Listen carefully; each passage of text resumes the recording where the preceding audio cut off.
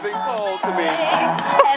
You know, I don't do this for anybody. It has to be a historic moment. The last time I did this, stood out in the cold like this, was in Korea, and I said I'd never do it again. But before, don't know me like you used to do. You don't know me like you used to do. You don't know me like you used to do. You don't know me like you used to do.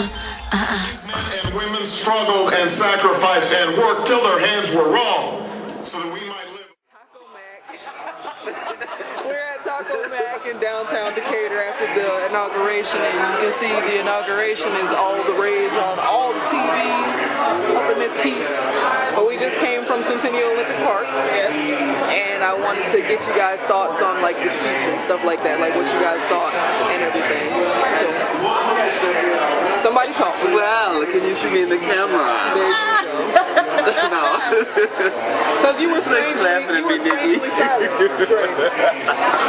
You were strangely silent. Like, Okay. Well, I'm very proud. Today was a very proud day for me.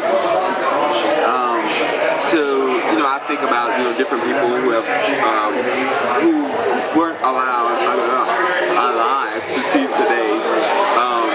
As far as like my grandfather, who I didn't get to really know my grandfather really well, but I do know that my granddaddy was born in 1904, which means that I can only imagine how he would feel, and that's my grandfather, not my great-grandfather, but he would have loved to be able to see that. That part of it, I do remember that he would have loved to be able to see this, because he always told me that I would be the first black president. But unfortunately, Barack beat me too. But that's okay, because I don't want to be president. I want to be first lady.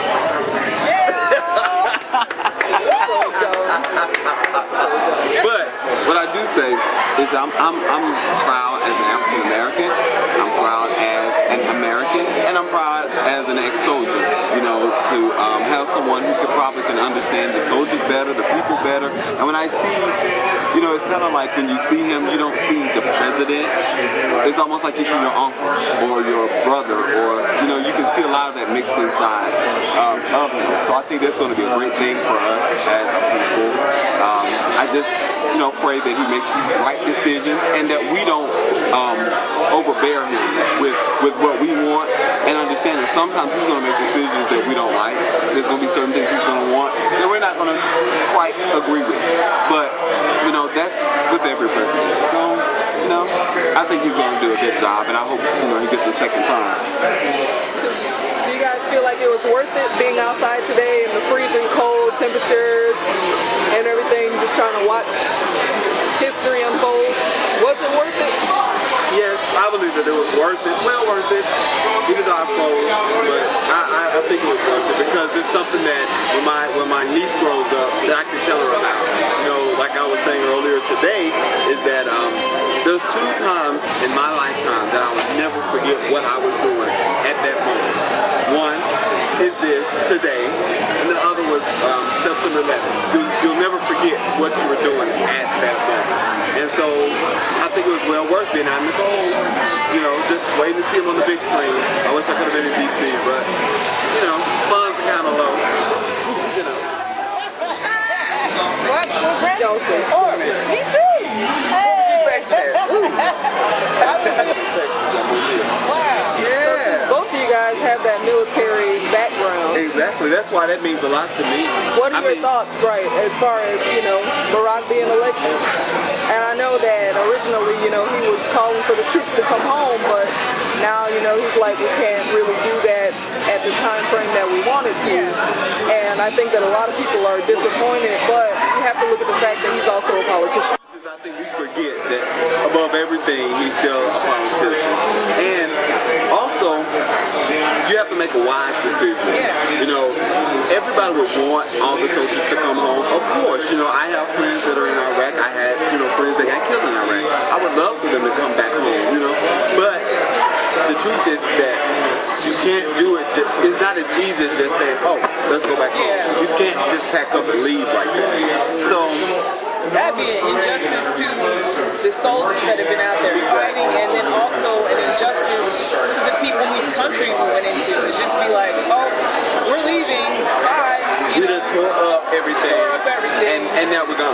But he said something in his speech that kind of stuck out to me.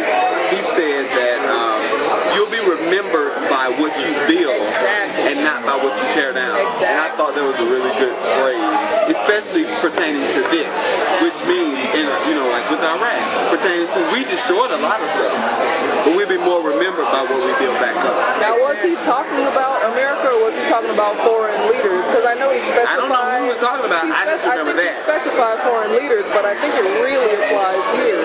Like, you know what I'm saying? I think it applies all around. Yeah, I like the phrase altogether. I think that's a universal application.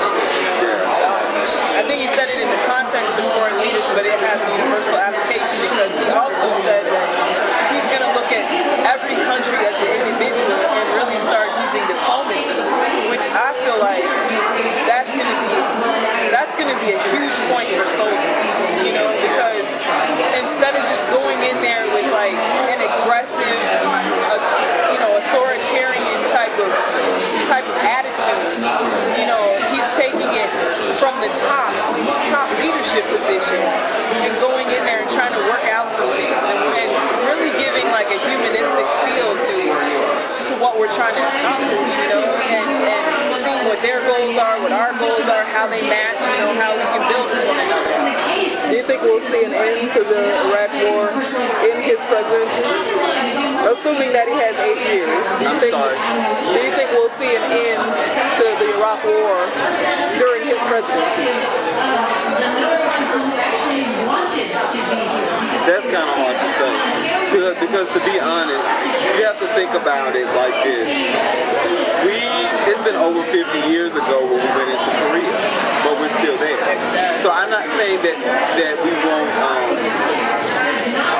we might not be in a state of war, but I think we'll still be there. It'll become a station, a duty station. I think that what place have we gone into? And never left. We don't. And I don't want to say it, but I think it's just all about still having power in these places. That's the reason why we don't let it go. So, because, I totally agree that, like in Korea, when I was in Korea, I thought we should be gone from Korea. There was a lot of times people would protest down south and stuff like that wanted us gone. The only people who used to appreciate us being there were the older Koreans who could really remember why we came. Right. But a lot of the younger ones, they just wanted us gone. We were tearing up the roads, with the tracks and all that other stuff. They just wanted us gone. Protest all the time. So, it's like, should we stop being there or should we not? Who's to really say? Well, I know Obama's big thing is hope. Like, is there any one sense or one feeling that you guys have on this day with seeing him being elected or being inaugurated? Hope is a good, hope is a good word for it, but there's like something that's stirring down inside of me that I can't describe. And I can't say it's just hope. It's like I don't even know how to explain really how I feel. It's like you can do all. Like, not just there's hope for you to do it. It's like, no, I can. There's a possibility. And it's like a sense of pride mixed in with that too. Like, wow, we are finally here. All these people before us, with my grandfather's grandfather's grandfather's grandfather's grandfather, and it's like they would have never. It's kind of just amazing, mind blowing of like what today really is. And that's only if you allow it to be that for you. Because I think, I don't want people to get the wrong impression that, just because he comes into office, everything changes. No, because if you don't still put that foot forward, you're still not going to get anything. You're going to still be in the same place you were way before now. And I think, but as long as that, I think that's like his true message to me. And to me is that as long as you put your foot forward, it will happen. That's kind of what it resembles to me. Like, it's not that it can happen once you put forward, but it will. And so I don't want to say it in. That's like